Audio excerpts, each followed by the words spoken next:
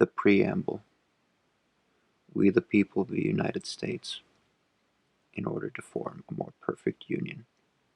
establish justice, ensure domestic tranquility, provide for the common defense, promote the general welfare, and secure the blessing of liberty to ourselves and our prosperity, do ordain and establish this Constitution of the United States of America. Article 1, Section 1. All legislative powers herein granted shall be vested in the Congress of the United States, which shall consist of a Senate and House of Representatives. Section 2. The House of Representatives shall be composed of members chosen every second year by the people of the several states, and the electors in each state shall have the qualifications requisite of electors of the most numerous branch of the state legislature. No person shall be a representative who shall not have attained to the age of 25 years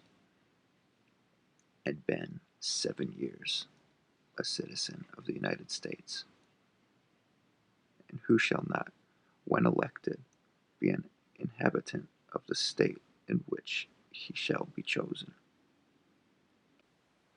Representatives and direct taxes shall be apportioned among the several states which may be included within this union, according to their respective numbers, which shall be determined by adding to the whole number of free persons, including those bound to service for a term of years, and excluding Indians not taxed, 3/5 of all other persons. The actual enumeration shall be made within 3 years after the first meeting of the Congress of the United States, and within every subsequent term of 10 years, in such manner as they shall by law direct. The number of representatives shall not exceed 1 for every 30,000, but each state shall have at least 1 representative, and until each enumeration shall be made, the state of New Hampshire shall be entitled to choose 3, Massachusetts 8, Rhode Island and Providence Plantations 1, Connecticut 5, New York 6, New Jersey 4, Pennsylvania 8, Delaware 1, Maryland 6, Virginia 10, North Carolina 5, South Carolina 5, and Georgia 3. When vacancies happen in the representation from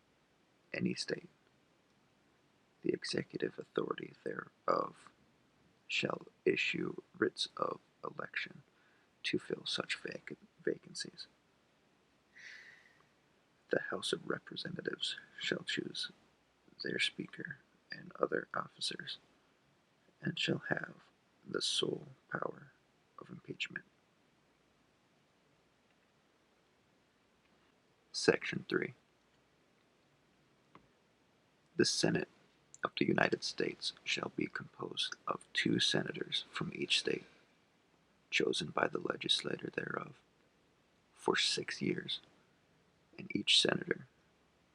shall have 1 vote. Immediately after they shall be assembled in consequence of the first election, they shall be divided as equally as may be into 3 classes. The seats of the senators of the first class shall be vacated at the expiration of the second year, of the second class at the expiration of the fourth year, and of the third class at the expiration of the sixth year, so that 1/3 may be chosen every second year. And if vacancies happen by resignation or otherwise during the recess of the legislature of any state, the executive thereof may make temporary appointments until the next meeting of the legislature, which shall then fill such vacancies. No person shall be a senator who shall not have attained to the age of 30 years and been 9 years a citizen of the United States, and who shall not, when elected, be an inhabitant of the state for which he shall be chosen. The Vice President of the United States shall be President of the Senate, but shall have no vote unless they are equally divided. The Senate shall choose their other officers, and also a President pro tempore in the absence of the Vice President, or when he shall exercise the office of President of the United States.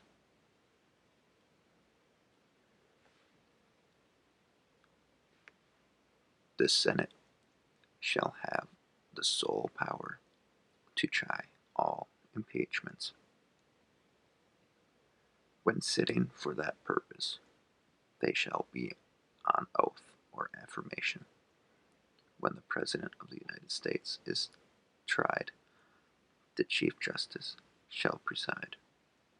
and no person shall be convicted without the concurrence of 2/3 of the members present. Judgment in cases of impeachment shall not extend further than to removal from office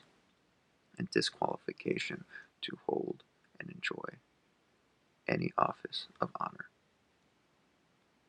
trust, or profit under the United States. But the party convicted shall nevertheless be liable and subject to indictment, trial, judgment, and punishment according to law. Section 4. The times, places, and manner of holding elections for senators and representatives shall be prescribed in each state by the legislature thereof. But the Congress may at any time, by law, make or alter such regulations, except as to the places of choosing senators. The Congress shall assemble at least once in every year, and such meeting shall be on the first Monday in December, unless they shall by law appoint a different day.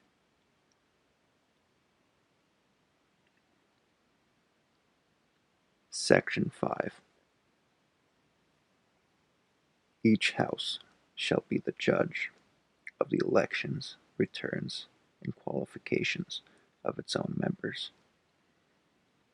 and a majority of each shall constitute a quorum to do business, but a smaller number may adjourn from day to day, and may be authorized to compel the attendance of absent members in such manner and under such penalties as each house may provide. Each house may determine the rules of its proceedings, punish its members for disorderly behavior, and, with the concurrence of 2/3, expel a member. Each house shall keep a journal of its proceedings, and from time to time publish the same, excepting such parts as may, in their judgment, require secrecy. And the yeas and nays of the members of either house on any question shall, at the desire of 1/5 of those present, be entered on the journal. Neither house, during the session of Congress, shall, without the consent of the other, adjourn for more than 3 days, nor to any other place than that in which the two houses shall be sitting. Section 6. The senators and representatives shall receive a compensation for their services to be ascertained by law and paid out of the Treasury of the United States. They shall, in all cases, except treason, felony, and breach of the peace, be privileged from arrest during their attendance at the session of the respective houses, and in going to and returning from the same, and for any speech or debate in either house. They shall not be questioned in any other place. No senator or representative shall, during the time for which he was elected, be appointed to any civil service under the authority of the United States, which shall have been created, or the emoluments whereof shall have been increased during each time, and no person holding any office under the United States shall be a member of either house during his continuance in office. Section 7. All bills for raising revenue shall originate in the House of Representatives, but the Senate may propose or concur with amendments as on other bills. Every bill which shall have passed the House of Representatives and the Senate shall, before it become law, be presented to the President of the United States. If he approve, he shall sign it, but if not, he shall return it, with his objections, to the House in which it shall have originated, who shall enter the objections at large on their journal, and proceed to reconsider it. If after such reconsideration 2/3 of that House shall agree to pass the bill,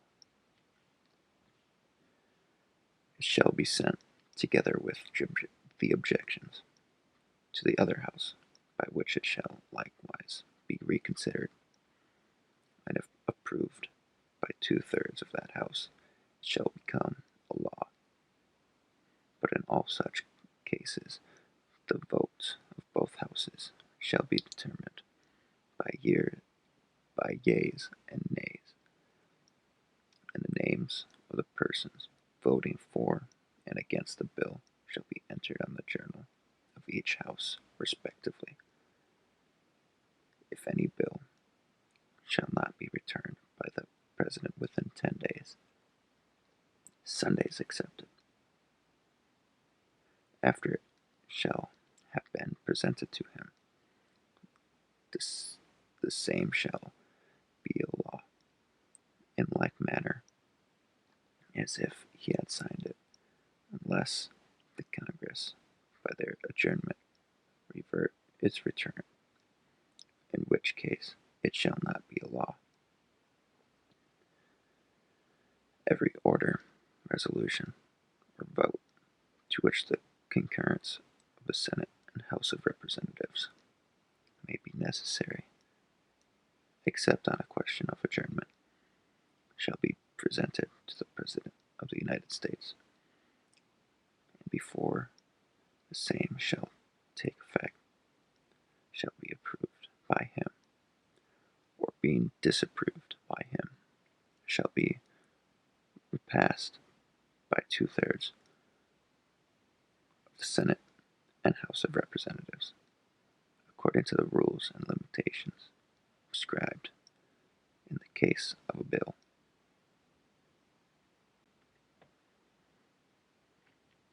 Section 8. The Congress shall have power to lay and collect taxes, duties, imposts, and exercise, to pay the debts, and provide for the common defense and general welfare of the United States. But all duties, imposts, and exercises shall be uniform throughout the United States. To borrow money on the credit of the United States, to regulate commerce with foreign nations and among the several states, and with the Indian tribes, to establish an uniform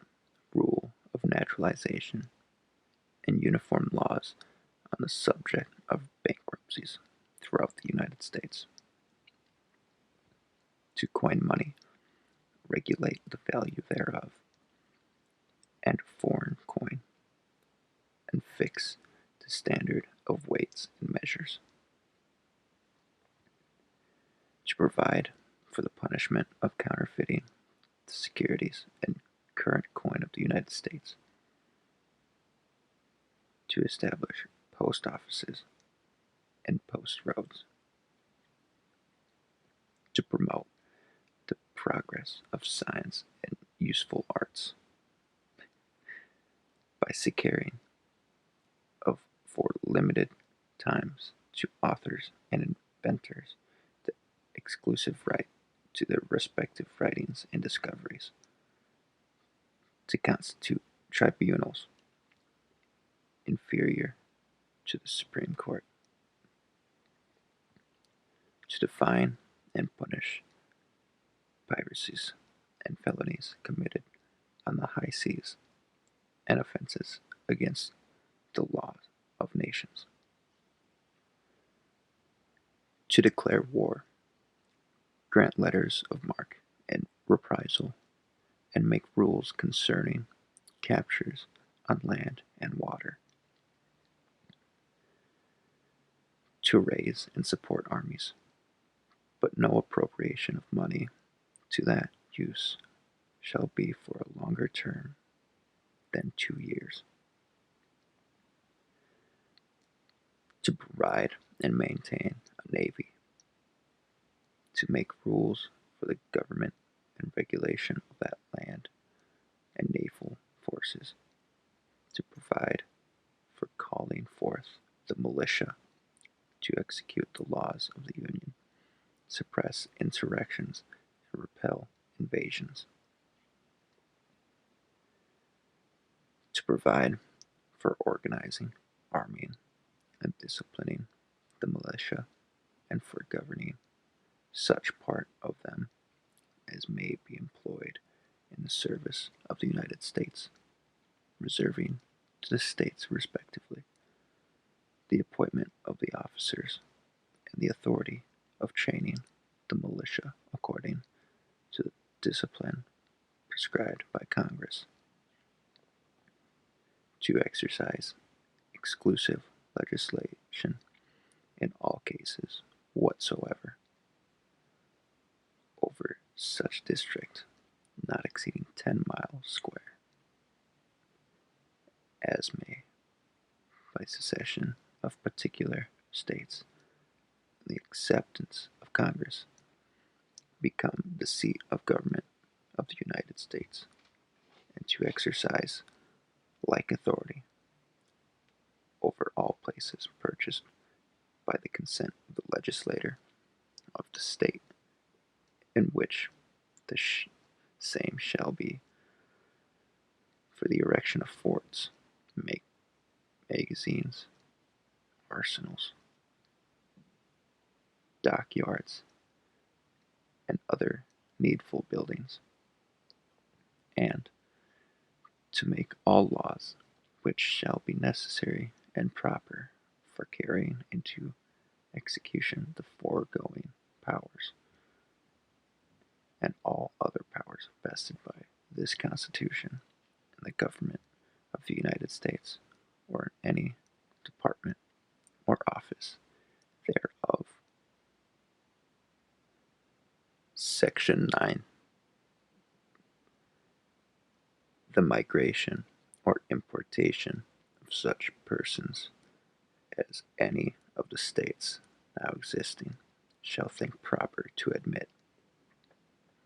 shall not be prohibited by the Congress prior to the year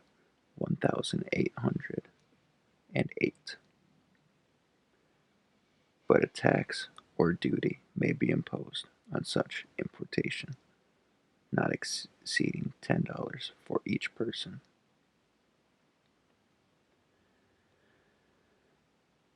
The privilege of the writ of habeas corpus shall not be suspended unless when, in cases of rebellion or invasion, the public safety may require it. No bill of attainder or ex post facto law shall be passed.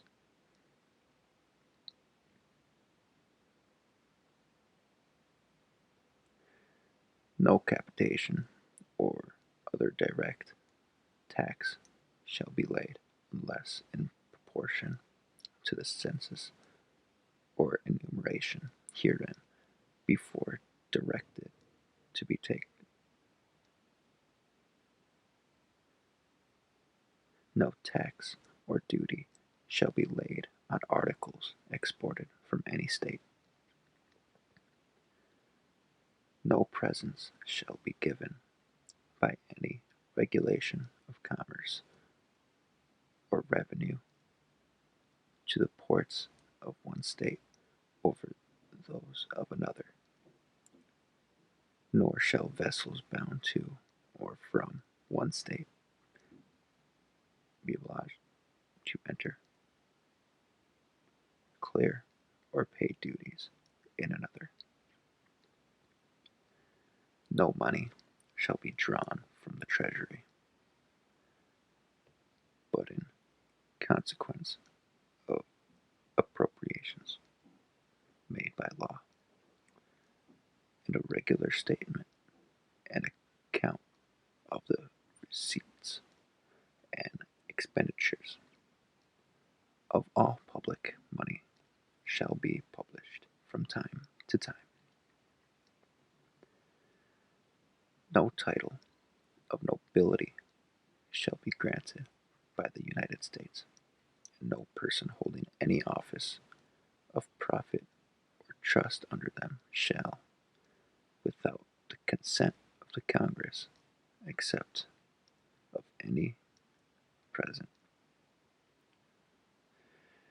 emolument, office, or title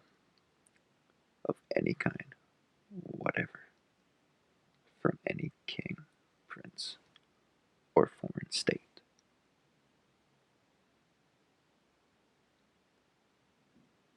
Section 10. No state shall enter into any treaty, alliance, or confederation, grant letters of marque and reprisal, coin money, emit bills of credit, make anything but gold and silver coin to tender in payment of debts, pass any bill of attainder, ex post facto law, or law impairing the obligation of contracts, or grant any title of nobility. No state shall, without the consent of the Congress, lay any impositions or duties or imports or exports, except what may be absolutely necessary for executing its inspection laws, and the net produce of all duties and impositions laid by any state or imports or exports shall be for the use of the Treasury of the United States, and all such laws shall be subject to the revision and control of the Congress. No state shall, without the consent of Congress, lay any duty of tonnage, keep troops, or ships of war in time of peace, enter into any agreement or compact with another state or with a foreign power, or engage in war unless actually invaded or in such imminent danger as will not admit